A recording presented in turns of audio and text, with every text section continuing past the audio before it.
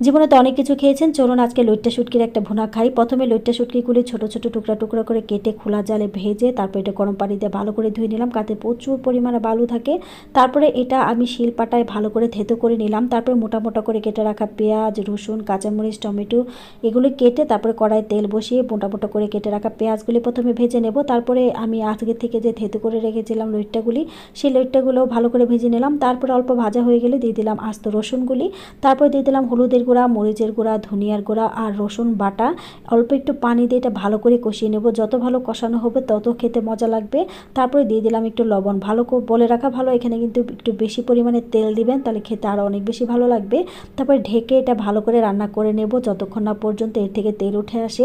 তারপর টমেটো, আস্ত কিছু কাঁচামরিচ দিয়ে ভালো করে নেড়ে চেড়ে এটা এখন রান্না করে নেব। বিশ্বাস করেন এটা খেতে এত পরিমাণের মজা, অবশ্যই বাসায় একবার ট্রাই করবেন। ভিডিওটি ভালো লাগলে অবশ্যই একটা লাইক, একটা কমেন্ট করে দিতে পারেন। আল্লাহ হাফেজ।